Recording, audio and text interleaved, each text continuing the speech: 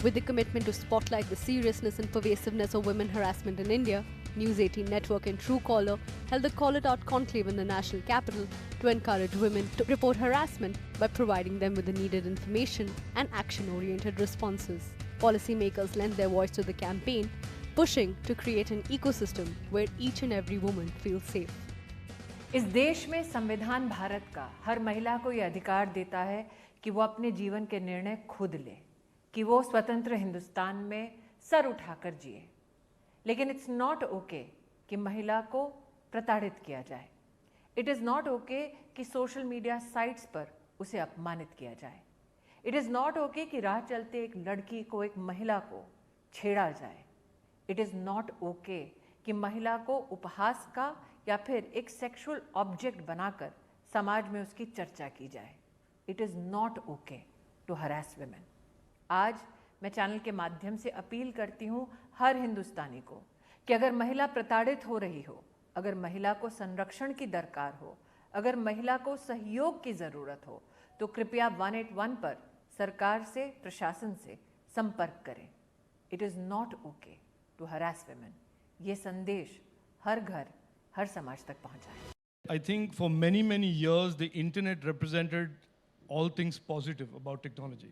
But clearly over the last 5 to 7 years there has been this phenomenon of user harm and the negative forces that are also on the internet. And clearly this is almost growing at a rate at which the internet is growing. And that is why if you see the government, when the government speaks about the policy, its policy positions on the internet, it says we would like to, we want to, and all of our policies are directed at ensuring that the internet in India is always open, i.e. free from any monopoly or powers, and B, it is safe and trusted, and C, that the intermediary user relationship is always one of accountability. Now for that, we have started with rules. I think we will progress as we go down the road with a new legislative architecture and framework that may include a new law, that may include new rules, that may include a broader data governance framework on how people use data, how people farm data, how people harvest it, etc., etc. I can assure you that our approach to this is very urgent.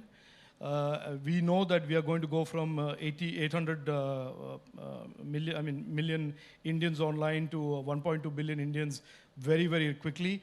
We would like the institutional and legal framework for a safe and trusted internet and an open internet and an accountable internet to be in place before we reach those numbers. Online women harassment मुख्य रूप से 3 प्रकार से होते हैं। पहला बदनामी करना, दूसरा ब्लैकमेल करना और तीसरा हैरेसमेंट है बिना चाहे अश्लील मैसेज भेजना। यह उचित समय है कि हम भारतवासी अपनी माताओं और बेटियों को कहें कि हम मजबूती से तुम्हारे साथ खड़े हैं। साइबर अपराध विभाग के अंतर्गत ऑनलाइन शिकायतें दर्ज की जा सकती हैं, जहां आप अपनी पहचान के साथ और गुमनाम रूप से भी शिकायत दर्ज कर सकते हैं। हमारे दूरसंचार विभाग ने सभी राज्यों व केंद्र शासित प्रदेशों को शॉर्ट कोड 181 आमंत्रित किया है, जिसका उपयोग कई अन्य महिला हेल्पलाइन के रूप में किया जा रहा है। It's not okay to harass woman and it's not okay to not speak up. Join the fight against women's harassment. Call it out. Technology plays a significant role in making communication faster and easier. But can it also make communication safer? Can smart technologies like AI play a definitive role in women's safety? Alan Mamedi, co-founder and CEO of Truecaller, spoke about making communication safer. When it comes to women's safety, this was a subject that we realized this quite early. I think it was in 2012 or 2013. We started to look at our user base, and we saw that 40–50% of our users are women. And for a utility product like Truecaller, that doesn't make sense. And then we started to understand the reason behind it, and that's when we realized that women are using our service in many different ways. They want to verify the Uber driver if he's a good actor or a bad actor. He wants to know who's calling me or who's texting me. Should I respond to this? The problem is that who is this person on the other side? You know, it's usually someone hiding behind some aliases. And this is where Truecaller has such a big importance in the society, that we actually reveal the true identity of people. Companies tend to want to focus on many things and not do anything. And we felt that, look, we want to focus on one subject and be really, really good at it. And that's women's safety, and it represents our user base. I mean, in India, we have 220 million active users. Half of them are women. That's a lot of women. So a couple of weeks back, our team decided to put in a quick dial button inside of Truecaller to 181, the women helpline. And overnight, the number of calls doubled. So women calling in and reporting that, you know, they feel unsafe, they have been harassed or something like that. And, you know, they didn't ask for anything. We didn't ask for anything. We did it because we wanted to. And, you know, when speaking with Swati, who's the chairperson of the Delhi Commission for Women, gave me some good ideas on, you know, how can we, when women call this helpline, how can we trigger a location sharing to them so they know where this person is, because apparently that's one of the big challenges. How do you find these women who feel unsafe? So there's so much we can do. And we have the platform and the reach to create these tools to make communication safer. And these are unknowns, you know, and I think that's always what drives us. Breaking the chain of harassment globally, India and Sweden have joined forces to empower women. Sweden's ambassador to India spoke about the Kraft Samla initiative and how it is creating inclusive workplaces with gender sensitization as a priority. Kraft Samla began as a fairly modest program in skilling in a few companies that traditionally are based in Maharashtra and in Karnataka, in Pune, in Bangalore, in many other places, but that's where the manufacturing companies have been based. So we started by taking in a consultant from the UN to look at what was being done internationally. How could we do it here? How could we also encourage more employment, safety in the workplace, getting to and from work, and also skilling women for women non-traditional jobs. All the companies are involved in this. It's moved on. The latest campaign is a gender sensitization project in awareness, really. You know, the everyday pitfalls that we fall into, gender roles, micro harassment, and also things that in the workplace should not be there, should never have been there, but certainly shouldn't be there in 2022. And we're very happy that Kraft Samla continues to garner a lot of interest. And the companies, the chamber, and of course Team Sweden as such is very happy to be part of it, to sponsor it. I saw we were patrons, we're also matrons of this program. Taking forward the topic of constructing a workplace environment that rejects sexual harassment was Annika Putainen, a director of the board at Truecaller. She spoke about taking proactive steps in creating diverse workplaces around the world. In recent years, diversity and inclusion have climbed up on the top of the agendas of boards of directors all over the world. Today in Sweden, there was one study that said that the percentage of women in the working age that are in the workforce is 78.6. However, there is still much work to do. Percentage of women in senior executive roles is just about 17%. And that is same also in India. It's a low number for that. And why is that? It's the social norms, I would say. It's not the women who need support to have a career in a company. It is the bosses who need this retraining in how they think. And I think, you know, we need a change in how we look at women as workforce. We are equal in all the sense. At Truecaller, we believe that harassment and abuse, that they are major barriers to women participating in the workforce. It's only about 20% of women in the working ages of 15 to 59 years that are part of the labor force. This is official figures. Also in the majority of women, working women, not in the formal organized sector, that's 90%. There also, for them, issues of harassment, abuse are even more acute because they don't know where to turn to.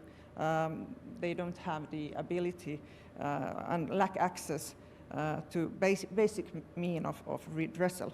So that's why it's important, I would say, that we have board representation, we have women, we have role models, we have bosses who are women, just because they are real life influencers and showing the way, and I think it's super important.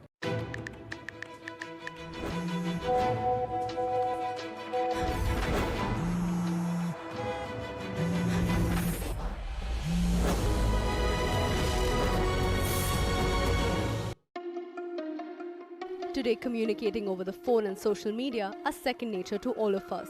But is this communication safe for women? Apparently not, given that 1 out of 3 women in India receives unwanted communication.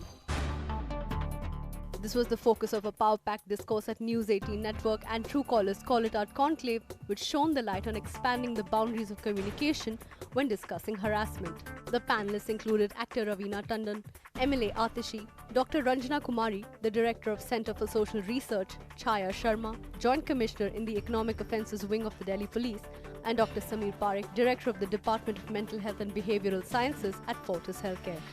Her industry में her work place पे कहीं ना कहीं किसी तरीके का harassment होता है एंड जहाँ तक कि आप हरासमेंट की बात करें तो हमारे इंडस्ट्री में भी है I will not deny the fact कि नहीं है प्रॉबेबली हर एक लेवल पे एक अलग तरीके से हरासमेंट होती है I would like to say yes that this is a problem that we need to tackle with all the young minds and it's very necessary for us as moms also to tell our children that this is the time, whether a boy or a girl, don't just watch silently, but yes, do speak out, because it's not okay. Boys and girls need to be equally empowered, that both boys and girls need to see themselves as equals, as being able to do the same kind of things. That is really what our education system needs to give all children. I think since the POCSO has come about, there has been a lot of intensive outreach on children about various forms of abuse. And even within our schools, we have our Delhi Commission for Protection of Child Rights is regularly doing awareness activities so that children know what it is that harassment is. And number 2, we have counselors in our schools whom they can actually reach out and share in confidence any harassment that they may face. Women don't speak because they, A, have been told not to speak, B, that the moment they speak, there will be so much of social pressure. But it's not okay not to speak. It's not okay not to speak because decades of our work in the women's movement in this country, we have taught women to speak. If you don't speak, it will never change for you. If anything happens, we have to create support systems for girls to speak out. If the support system is not available within the family, the parents are, rather reprimand them, punish them for speaking out, instead of supporting and standing by the girls and saying that, okay, if this has happened, we will take care, we will be with you, we will fight back along with you. Fine? That assurance they don't get. In fact, they feel very, very, shy to talk about it. And also the community that we are living in. Our community's mindset has to change. Communities have to accept that these are the things which are wrong in our society and we need to change them. And we need to call them out. Absolutely. We need to call them out. Call them out. There has been a whole lot of narrative. There was crime against women's cell. There's a lot of Shashakti movements where we are trying to train women in UAC. We are trying to go to schools. We're trying to create awareness. And then this Nirbhaya thing and the Post-Criminal Amendment Act came. So from 2012, we've come a long way out. We have this Nirbhaya fund, which is being given to all states in the country, where we are trying to cover spaces. This bit about anonymity we are trying to cover. So I'm just going, just to give you a broad overview that from where we started and where we are today, movement which Ranjana ji is, every time the space, her center is trying to create. What Delhi Police is continuously doing new things. We have the Himmat app for working women. We have the Mahila, desk, which is running now 24/7 in each police station. So a lot of other things are there, which are, we have the special police unit for women and children, which is talking about planning on a very big level. We have these helplines, which are like 112, 181, 1096. All these are, we have people who are trained to listen to people who are in need for such work. I mean, and then we make sure that sometimes they say, I don't want my name to be there. This guy is talking me from this particular number. And that's all we need.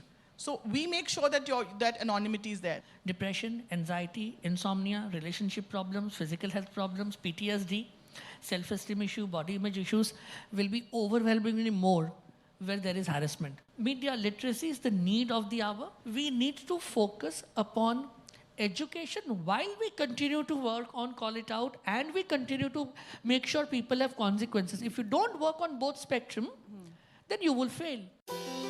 Taking the stage to shed light on the initiatives undertaken by the Delhi Police to fight harassment was the Commissioner of Delhi Police, Rakesh Asthana. We have an emergency helpline 112.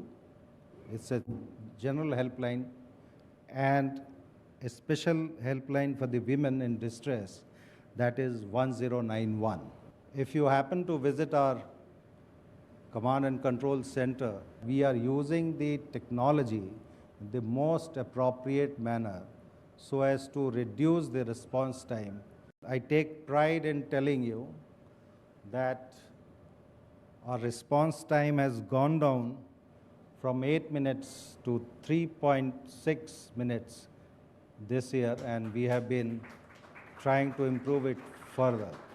We have an anti-stalking and anti-obscene call helpline also, 1096. Last year in November, all the districts in the Delhi, we have started cyber police stations which are designed and mandated to investigate the cyber crimes exclusively. Apart from this, we have been working on a project known as Pink Booth. Right now we have established more than 125 pink booths across the city.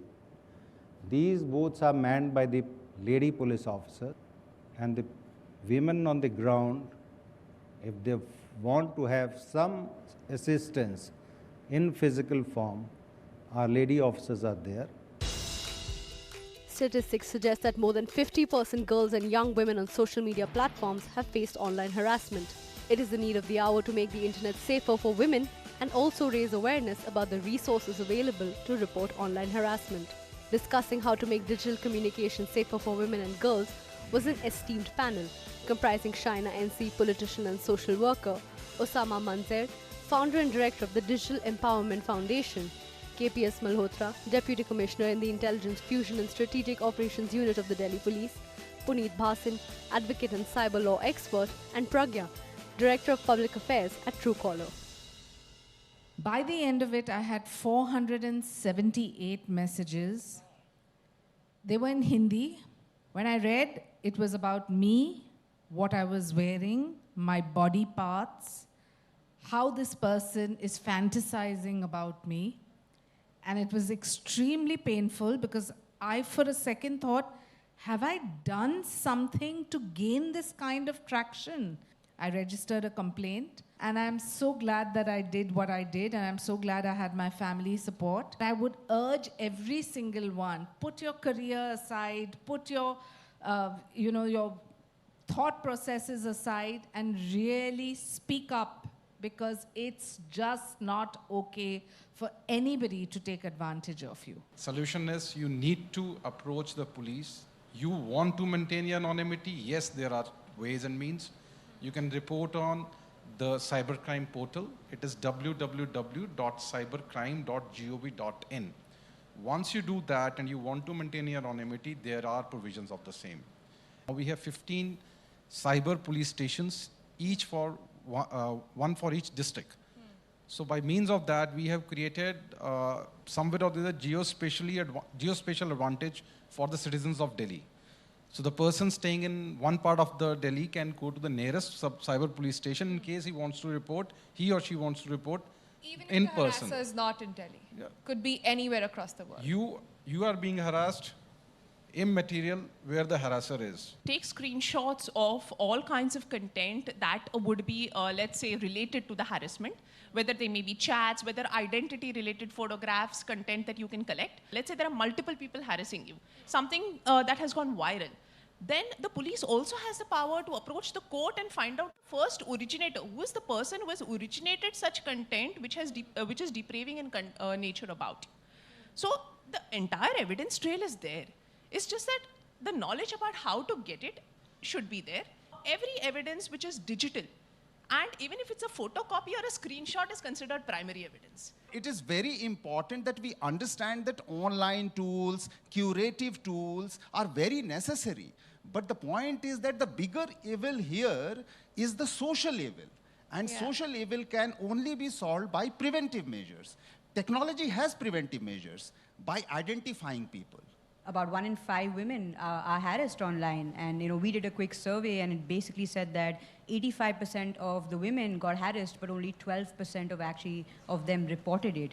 And this is really the reason why we decided to build on the last 5 years of It's Not Okay, saying that you need to call it out. There are also helpline numbers which we've pinned even within Truecaller. The role that our platform is playing is that because we're able to identify calls, women have a lot more context. When you have that context, it empowers you to block that number, and it also allows you to feel safe.